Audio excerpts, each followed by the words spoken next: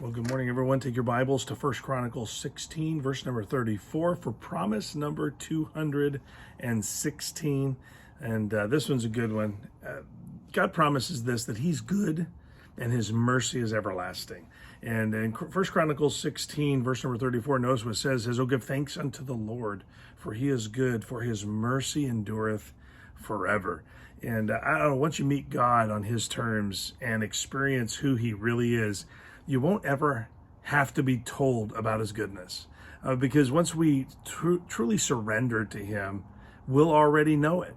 And that will I guess it will cause thanksgiving to flow freely.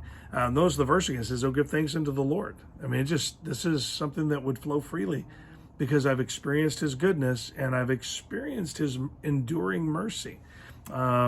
I'm amazed at how many believers are stuck on what they don't have or what isn't going well or according to their plan, or really whatever's happening in the world really dictates their spirit or dictates just their whole demeanor.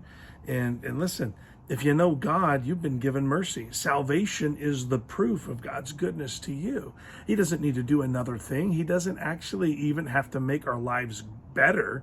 If we've already received mercy, we have eternally significant change in destination and quality already, just because of his goodness and his mercy. And so my salvation is the proof that God has been infinitely good to me, and so is yours to you. That's true for anyone who's received salvation, but many get stuck on what they think everyone else has. See, think about that. We're always looking at the grass being greener from our angle across the street to what other people have. We love to see what other people have. So think about it. The poor are always envious of the rich. And even in our culture today, we've justified even having a bad spirit against people who have, because we don't have, and we think it's not fair. But think about it. We're envious of those who drive new cars, because we drive used ones. We envy those who have the latest whatever because we have the older version of whatever. And think about it. We love to cry unfair. But what's truly unfair, if we really got to thinking about it, is that Jesus died so we could live. That's totally unfair. Jesus didn't do anything wrong, and he died on a cross for us who have done everything wrong. And so God's goodness is displayed in so many ways to us. We must simply rest in what he's given already.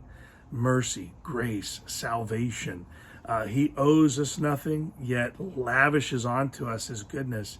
And all he asks in return is that we learn to live for him, and that we allow our lives to be focused on him.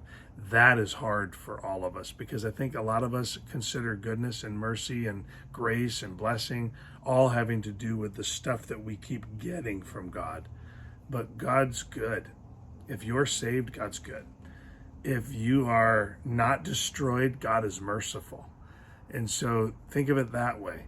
The unfair things that we're dealing with in this world is that Jesus died for sinners, and no sinner deserves it. But for some reason, we assume that salvation, there's nothing that should happen from our salvation other than us get to go to heaven. And then there's a thread of truth in that. But the truth is salvation is not just in the moment. Salvation is something we learn to live throughout life. And so let that be an encouragement to you today. If you're not living out salvation, then you have to ask yourself, am I really saved? Because living it out is what is a supernatural response to a supernatural salvation. If you have a natural salvation, then that's just an emotional experience. And that is not that God has changed you from darkness to light. So let that be an encouragement to you, that God has already been good if he saved you. He's already been merciful if you're not destroyed. So let that be what fuels your day. Wake up every morning and say, God, thank you for your mercy and for your goodness. I know I'm going to be in heaven one day, and I thank you so much that I don't have to pay for my sins, that Jesus already has. Have a great day.